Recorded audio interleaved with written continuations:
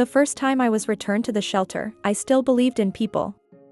This is an adopted dog story, but not the kind with balloons and happy endings. Every time someone passed, I'd perk up, hoping it was them. Hoping they forgot something. Hoping they remembered me. But they never came back. This is a shelter dog sad story. And I guess, a heartbreaking dog story too. I remember that first night like it just happened. I waited by the door. I was the dog waiting by the door. But their hands smelled like every other dog. Their kindness felt temporary. Their smiles didn't mean I was home. They told the shelter staff I barked too much. That I had too much energy. I didn't understand it then. I didn't know why people return dogs. I was still a puppy. I remember her crying and holding his hand. I lay next to them without understanding fully, but I knew something was broken. They posted pictures of me online and called me our rescue success. It looked like a happy ending. Another chance. Another adopted dog story. But I think I reminded her too much of him. I was a dog left alone again. That they couldn't take the risk. That's why people return dogs. Sometimes it's not always our fault. Sometimes it's grief. We need more space. What if he bites? I thought I was doing what dogs were supposed to do: run, jump, play. The food bowls stayed empty longer. Then one morning, she drove me to the shelter. No goodbye, just silence. And just like that, I was returned to the shelter a third time. No barking. No pacing. I just laid there. He's not gonna last long in here. I didn't touch my food bowl right away. I didn't even lift my head when people passed. I had become the sad dog voiceover everyone skips on YouTube. But this was real. This was me. Yes. I'm the dog who got returned 3 times. That was the second time I was returned to the shelter. A quiet couple adopted me. They were older. They moved slower. But their love was gentle, like warm blankets and soft humming. The woman used to sing while petting me. The man always dropped toast crumbs for me on purpose. I thought I finally had a home. I was fading. Counting them. I don't want to be alone anymore. This is a dog who got returned 3 times.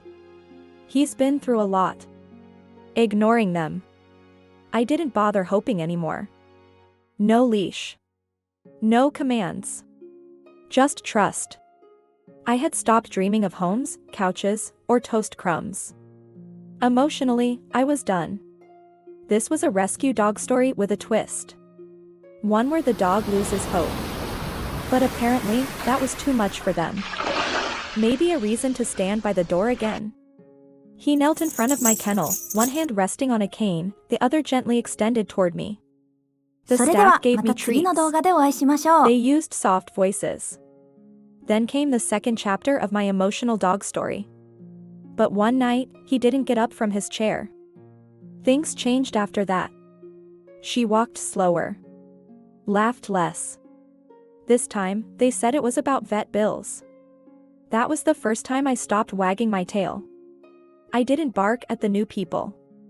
I curled up in the corner of the kennel and just listened. I didn't want attention.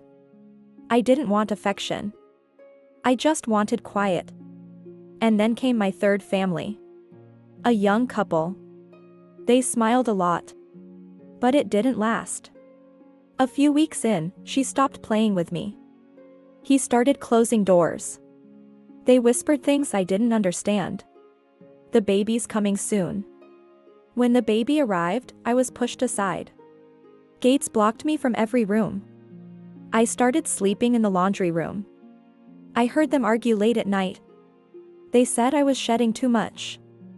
That I made the baby sneeze. One morning, they packed my leash, my bed, and my food bowl. After that, I didn't even react. I heard a staff member whisper, "He's shutting down." They were right. I spent most of my days listening to footsteps. Then one day, I heard a step that didn't sound like the others. Heavier. Slower. Steadier. I didn't look up. Then a voice, rough but warm. "You're the one." That was all he said. I finally looked up, just a little.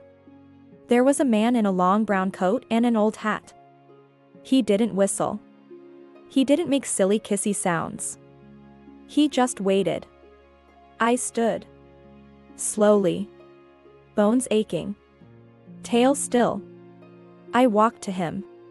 He didn't smell like baby wipes or car air freshener. He smelled like old books and winter fires. He looked at the staff and said, "She's gone." They warned him. He just nodded. "So have I." I followed him out of the shelter. And for the first time in a long, long time, I felt the tiniest flicker of something. Not joy. Not yet. But maybe.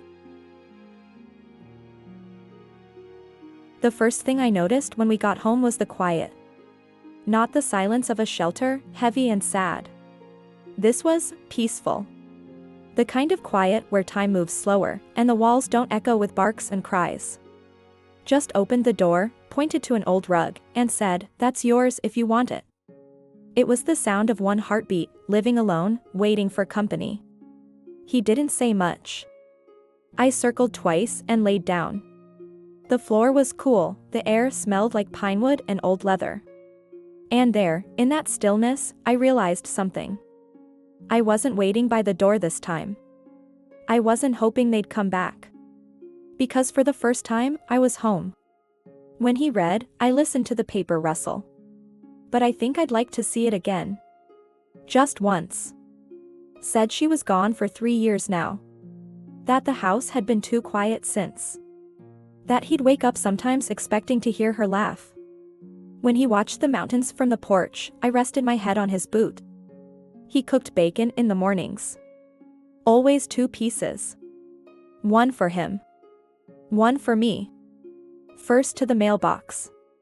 Then to the edge of the property. Then up the small hill behind the barn. I walked beside him, slow and steady. If he stumbled, I pressed my shoulder to his leg. He moved slowly around the house, dragging his feet just a little. Every motion had weight. Like memories lived in his hands. Every crooked tree. I followed him everywhere. Room to room.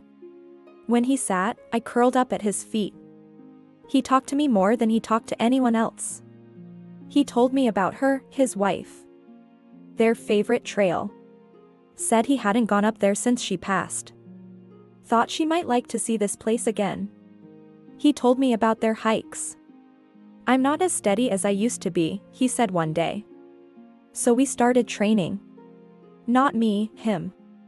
He began walking more. He began talking about the hike like it was a destination. Like a memory waiting to be revisited. "I want to do it while the leaves are still golden," he said. "Before the snow comes."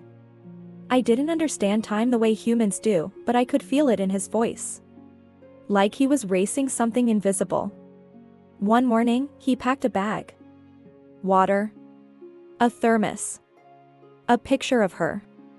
And dog treats. "Of course. We're doing this," he said. The trail was old. Overgrown in places. But he remembered every bend. Every mossy stone. He'd stop often. Breathe deep. "Tell me stories. She used to stop right here," he'd say. Said it smelled like honey and pine. Halfway up, he sat on a flat rock and pulled out a small wooden box. He didn't open it. Just held it. He sat in his chair, the photo in one hand, my head in the other. "I brought her ashes," he whispered. I sat beside him. Quiet. Listening to the trees. Then, after a long silence, he opened the box and let the wind carry her. Some of it caught in the sunlight. Some fell to the roots. He didn't cry. Just nodded. "Thank you," he said. "For walking with me." We stayed up there a while. Watching the clouds drift. Then he stood, slower this time.